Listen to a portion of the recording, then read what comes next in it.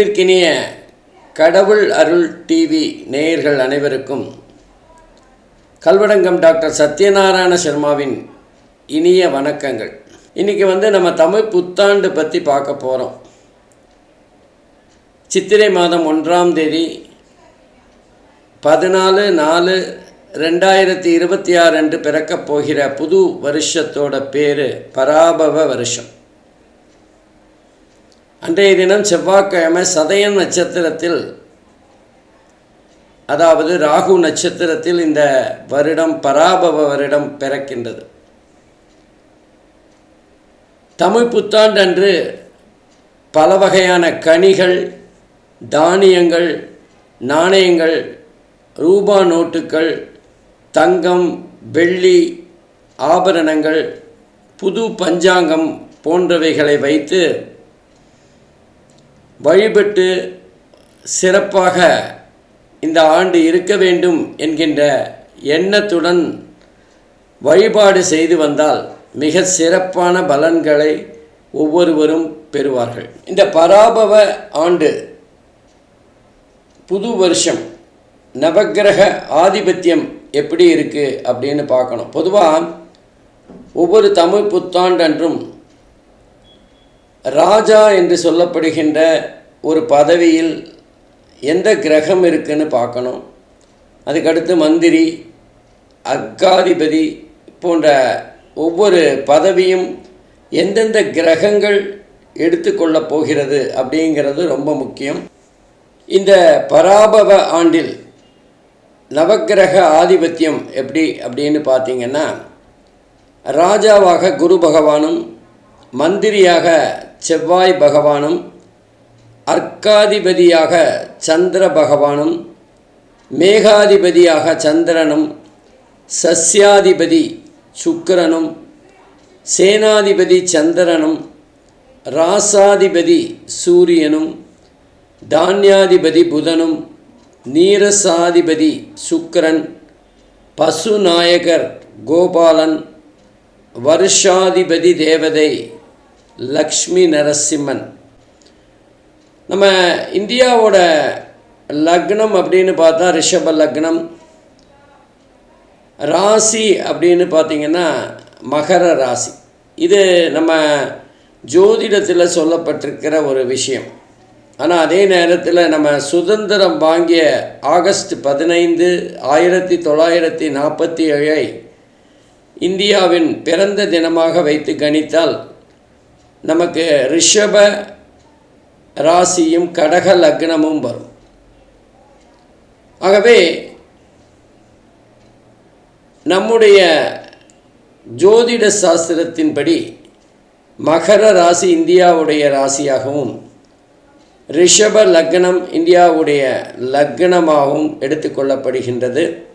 அந்த வகையில் இந்த பராபவ ஆண்டு எப்படிப்பட்ட பொது பலன்களை இந்தியாவிற்கு தரப்போகிறது அப்படின்னு பார்க்கலாம். இந்த பராபவ ஆண்டில் உலக அளவில் இந்தியா மிகப்பெரிய வல்லரசு நாடாக முயற்சிகளை எடுத்து முன்னேறி வரும். முதல் 6 மாதங்கள் பொருளாதாரம் மந்த நிலையில் இருந்து பின்னர் படிப்படியாக முன்னேற்றம் இருக்கும். மகர ராசிக்கு 2வது வீட்டில் ராகு, 3இல் சனி, 6இல் குரு, 8இல் கேது ஆகிய கோச்சார அமைப்புகள் மிக முக்கியமான பங்கு வகிக்கும். இந்தியாவோட அணு ஆயுத வளர்ச்சி பெரிய நாடுகளை ஆச்சரியப்பட வைக்கும். வேலையில்லா திண்டாட்டம் பெருமளவில் அதிகரிக்கும். படிப்பின் மீது மக்களுக்கு ஆர்வம் குறையக்கூடிய வாய்ப்புகள் இருக்குது. மக்கள் பொதுவாக சொந்த தொழில்களில் ஆர்வம் காட்டத் தொடங்குவார்கள். உற்பத்தி பெருகும். இந்தியா ஒரு புதிய கண்டுபிடிப்பை உலகுக்கு அறிமுகம் செய்கின்ற வருடமாக இந்த பராபவ வருடம் இருக்கும். சூரிய ஒளியோட பாதிப்பு அதிகமாக இருக்கின்ற காரணத்தினால் நோய் தொற்று அதிகரிக்கக்கூடிய காலமாக அக்டோபர் முதல் பிப்ரவரி வரை மிகவும் எச்சரிக்கையாக இருக்க வேண்டிய காலமாக அமையும்.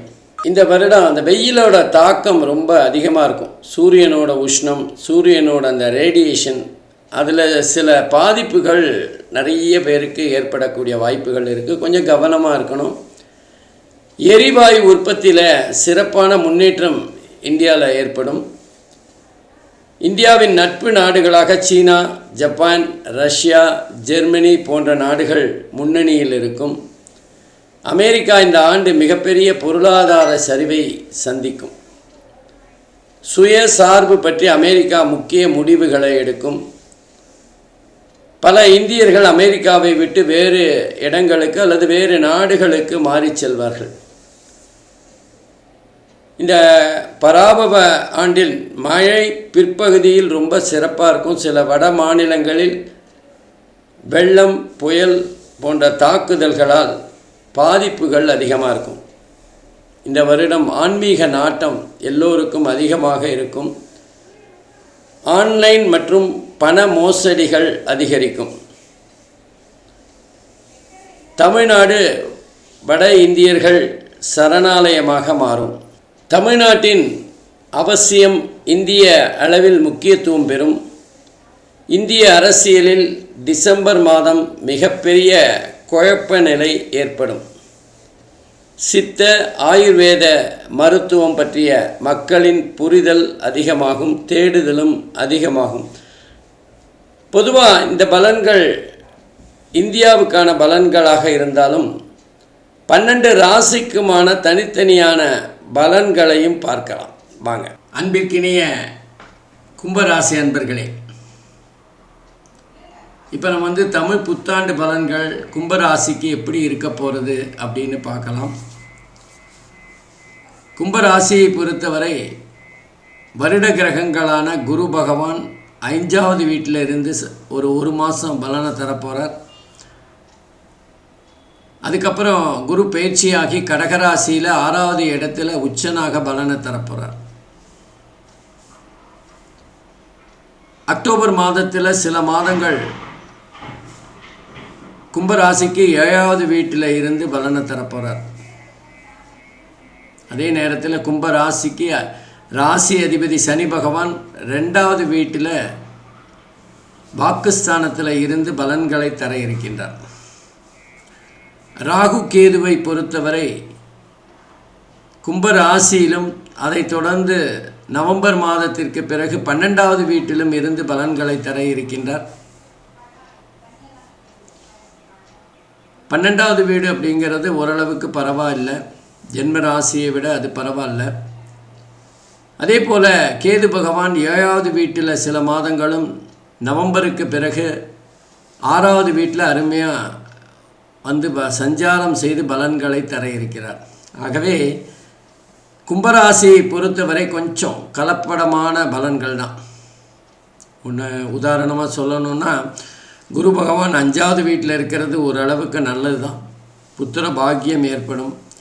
நீண்ட காலமாக குழந்தைகள் இல்லைன்னு கவலைப்பட்டு இருக்கவங்களுக்கு ஒரு சந்தோஷமான செய்தி கூடிய விரைவில் கிடைக்கும். அதே மாதிரி காதலிக்கின்றவர்களுக்கு அந்த காதல் திருமணத்தை நோக்கி நகருகின்ற ஒரு சூழ்நிலையை பார்க்கலாம். திருமண யோகம் இருக்குது. வீட்டில் கெட்டி மேளம் கொட்டுகின்ற ஒரு சந்தர்ப்பம் ஏற்படும். கணவன் மனைவிக்குள்ள ஒரு அந்நியோன்யம் ஏற்படும். ஒருவருக்கொருவர் விட்டு கொடுக்கின்ற தன்மை இருக்கும். பரவாயில்ல அப்படிங்கிற ஒரு சகிப்புத்தன்மை 2 பேருக்கும் நடுவில் வருகின்ற போது அது பெரிய அளவுக்கு உதவிகரமாக இருக்கும். ஆனால் 1 மாதம்தான். அந்த 1 மாதம்தான் 5வது வீட்டில் இருந்து சஞ்சாரம் செய்து பலனை தரப்போகிறார். நல்ல பெயரை சம்பாதிக்கலாம் அந்த காலகட்டத்தில். குறிப்பாக இந்த காலகட்டத்தில் நமக்கு மனோதைரியம் கூடும். மனசில் ஒரு தைரியம் வரும். பார்க்கலாம், ஒரு கை பார்த்துடலாம் அப்படின்னு கஷ்டங்களை எதிர்த்து போராடுகின்ற மனநிலை இருக்கும். அதே நேரத்தில் நல்ல பணக்காரர்கள், வித்வான்கள், மகான்கள், சித்தர்கள் இவங்களோட ஆசீர்வாதம் கிடைக்கும். பெரியோர்களோட ஆதரவு கிடைக்கும். குறிப்பாக இந்த காலகட்டத்தில் வாக்கு தவறாமை அப்படிங்கிறது மிக மிக முக்கியமானது. சொன்னதை நம்ம கடைப்பிடிக்கணும். தெய்வ நம்பிக்கை அதிகரிக்கக்கூடிய காலகட்டம். குரு பகவான் 6வது வீட்டுக்கு சென்று சஞ்சாரம் செய்து பலனை தரார். உண்மையாக 6வது வீடுங்கிறது குரு பகவானுக்கு பெரிய நன்மைகளை தருகின்ற இடமல்ல. எதிரிகளோட தொல்லை இருக்கும். அதே மாதிரி கடன் கொடுத்தவங்க கழுத்தை நெரிக்கிற ஒரு சூழ்நிலை ஏற்படும். எல்லாரும் ஒரே நேரத்தில் நம்ம போட்டி போட்டுக்கொண்டு நம்மளை அழுத்தம் கொடுக்கும்போது மனதுக்கு ஒரு கவலையை தரும். அதே நேரத்தில் உடல் உபாதைகளும் வயிறு சம்பந்தமான பிரச்சனைகள், சீதபேதி போன்ற விஷயங்கள், பொதுவாக குரு அப்படின்னாலே மூளை சம்பந்தப்பட்ட நோய்களை தரும். சில பேருக்கு கர்ப்ப சம்பந்தமான பிரச்சனைகள், பண விரயம், தேவையில்லாத செலவுகள், குடும்பத்தில் ஒரு கலகம், அதே நேரத்தில் நம்மளுடைய நண்பர்களாக இருந்தாலும் கொடுத்த பணத்தை திருப்பி கேட்டு ஒரு அழுத்தம் கொடுக்கும்போது ஒரு கொஞ்சம் கஷ்டமாக இருக்கக்கூடிய வாழ்க்கை. இதே நேரத்தில் அரசியல்வாதிகளோட பகை போன்ற விஷயங்கள்லாம் இந்த 6வது வீட்டில் குரு சஞ்சாரம் செய்யும்போது நடக்கக்கூடிய சில விஷயங்கள். பொதுவாக இந்த 6வது வீட்டில் குரு சஞ்சாரம் செய்கின்ற போது வேலையில் ஒரு விதமான அழுத்தம், வேலை மாற்றம், பதவி இறக்கம், அல்லது நம்ம எதிர்பார்த்த பதவி உயர்வு கிடைக்காம கொஞ்சம் மன சோர்வை ஏற்படுத்தக்கூடியது. வேலையில் திருப்தி இல்லாத ஒரு சூழ்நிலை இருக்கும். இந்த நேரத்தில் நம்ம பொறுமை காக்கணுமே தவிர அதுக்காக வேலையெல்லாம் விட்டுறக்கூடாது.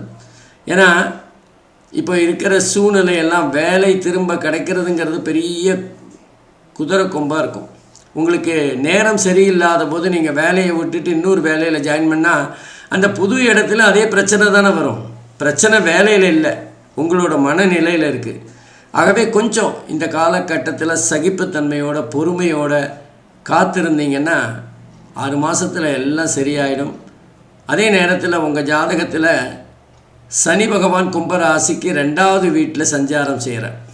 சனி பகவான் 2வது வீட்டில் சஞ்சாரம் செய்கிறது பெரிய அளவுக்கு நன்மையை தரும் அப்படின்னு சொல்ல முடியாது. தனம், படிப்பு, வாக்குஸ்தானம், குடும்பஸ்தானம் போன்ற விஷயங்களில் சின்ன சின்ன குழப்பங்கள் இருக்கும். ஆனால் கும்பராசியை பொறுத்தவரை சனி அதிபதியான காரணத்தினால பெரிய அளவுக்கு கஷ்டங்களை தரமாட்டார். நஷ்டங்களும் பெருசாக இருக்காது. ஆனால் ஏதாவது ஒரு பாடத்தை கற்றுத்தண்டு தானே ஆனும். அப்போ அந்த சனி பாடம் கற்றுக் கொடுக்கின்ற சில விஷயங்கள் நமக்கு கொஞ்சம் கசப்பாக இருக்கிற சூழ்நிலை இருக்கும். கொஞ்சம் கவனமாக இருக்கணும். தேவையில்லாத விஷயங்களில் வாக்கு கொடுக்கக்கூடாது. நம்ம வாக்கு கொடுத்தா அதை கடைப்பிடிக்கணும். நம்ம வாக்கு கொடுத்து அதை கடைப்பிடிக்கிறது அப்படிங்கிறது கொஞ்சம் குதிரை கொம்பாக இருக்கிற காலகட்டம். நம்ம நினச்சது எதுவுமே நடக்காதே, அப்போ நம்ம வாக்கு கொடுத்து என்ன பிரயோஜனம்? ஆகவே கொஞ்சம் யோசித்து முடிஞ்சால் தரேன் அப்படிங்கிற மாதிரி ஒரு நடுவாக ஏதாவது பேசி வைக்கணும். ஏன்னா நமக்கு நேரம் சரியில்லாத போது எது எப்படி பிரச்சனையாக மாறும் அப்படின்னு தெரியாது. அதே நேரத்தில் நேத்திரஸ்தானத்தில் சனி இருக்கிறதுனால கண்ணில் ஏதாவது சின்ன பிரச்சனைகள் இருக்கலாம். கண் சம்பந்தமாக ஏதாவது ஒரு சிகிச்சை செய்ய வேண்டிய ஒரு காலகட்டமாக கூட இருக்கலாம். கொஞ்சம் கவனமாக இருக்கணும். பெரிய அளவுக்கு பிரச்சனைகள்லாம் வராது. ஏன்னா கும்பராசிக்கு அதிபதியே சனி தானே. தன்னுடைய வீட்டுக்கு சனி பகவான் தானே கெடுதல் அவ்வளவா பண்ண மாட்டார். ஓரளவுக்கு நமக்கு தட்டி கேட்பாரே தவிர குட்டியெல்லாம் வைக்க மாட்டார். ஆகவே கொஞ்சம் கவனமாக இருந்தால் போதும், சனியை சமாளிச்சிடலாம். அதே நேரத்தில் ராகு பகவான் கும்ப ராசியிலே உட்கார்ந்துருக்கார். ஜென்ம ராசியில் ராகு வரும்போது தேவையில்லாமல் கீழே விழுந்து அடிபடுறது, வண்டி ஓட்டும் போது விபத்து, நடந்து போகும்போது கல் தடிக்க விழுறது, அதே மாதிரி நம்ம பாத்ரூமில் தண்ணியில் வழுக்கி விழுறது, இந்த மாதிரி சின்ன சின்ன அடிகள். பெண்களாக இருந்தால் குக்கரை இறக்கி வைக்கும்போது அந்த குக்கரோட சூடு கையில் படுறது, நெருப்பு, ஏதாவது சின்ன சின்ன விபத்துக்கள் ஏற்பட்டுகிட்டே இருக்கும் ஜென்மராசியில் ராகு பகவான் சஞ்சாரம் செய்கின்ற போது. கும்பராசியை பொறுத்தவரை அவங்களோட மனநிலை எப்போவுமே ஒரே மாதிரியாக இருக்காது. அவங்களுக்கு குறிப்பாக அவங்களுடைய உயர்வை பற்றி அல்லது அவங்களோட எதில் ஸ்பெஷாலிட்டியோ அதை பற்றி யாராவது குறை சொன்னால் அவங்களுக்கு பிடிக்காது. ஆகவே குறிப்பாக சொல்லணுன்னா சனி பகவான் ராகு பகவான் மற்றும் கேது 3 பேருமே சுமாரான பலனை தருகின்ற அமைப்பில் தான் இருக்கார். கேதுவாது பரவாயில்ல, நவம்பருக்கு பிறகு 6வது வீட்டில் வந்து மிக அற்புதமான பலன்களை தர இருக்கிறார். நம்மளுடைய பகைவர்கள் யாருன்னு காட்டிடுவார். நம்ம யாருக்கிட்டலாம் கேர்ஃபுல்லாக இருக்கணும் அப்படிங்கிறத காட்டிடுவார். அதே நேரத்தில் திருமண தடைகள்லாம் விலகும். ஏன்னா 7ல் இருக்கும்போது திருமண தடையை தந்த கேது பகவான் 6க்கு போகும்போது அதே திருமணத்தை நடத்தி வைப்பார். திருமணத்தில் இருந்த பிரச்சனை, காதலில் இருந்த பிரச்சனை எல்லாமே சரி செய்யப்படும். ஆகவே பாதி கேதுவும் குருவும் சனியும் ஓரளவுக்கு நன்மை தருகின்ற இந்த காலகட்டத்தில் கும்ப ராசியை பொறுத்தவரை எப்பவும் பார்க்குறது தான், வாக்கு கொடுக்கும்போது கவனமாக இருங்க, தேவையில்லாத வாக்கு கொடுக்காதீங்க. அதே நேரத்தில் உங்களுடைய பேச்சில் நிதானம் தேவை. எந்த இடத்திலுமே வார்த்தைகளில் ஏதாவது சற்று அதிகப்படியாக மற்றவர்களை நோகடிக்கின்ற வார்த்தைகளை தேர்ந்தெடுக்காதீர்கள். உங்களுக்கு பிடிக்கலைன்னா ஒதுங்கி போயிடுங்க. இந்த ஒரு வருஷம், இந்த தமிழ் புத்தாண்டு முடிகிற வரைக்கும் கும்பராசியை பொறுத்தவரை பண விஷயத்தில் மிகப்பெரிய அளவில் லாபத்தை கொடுத்தாலும் உங்களுடைய வாக்குஸ்தானத்தில் கொஞ்சம் கவனமாக இருக்கணும். வாக்குஸ்தானம் தான் வழுக்கி வைகின்ற இடமாக உங்களுக்கு இருக்கும். ஆகவே உங்களை பொறுத்தவரை முடிந்தவரை பணத்தை சேமிக்கிறதுக்கு வழியை பாருங்கள். அதே நேரத்தில் உங்களுடைய வாக்கு வன்மை, நீங்கள் கொடுத்த வாக்கை மீறாமல் இருப்பதற்கான முயற்சிகளை பண்ணுங்கள். குடும்பத்தில் தேவையில்லாத விஷயங்களில் தலையிடாத, வார்த்தைகளை கொட்டாமல் இருங்க.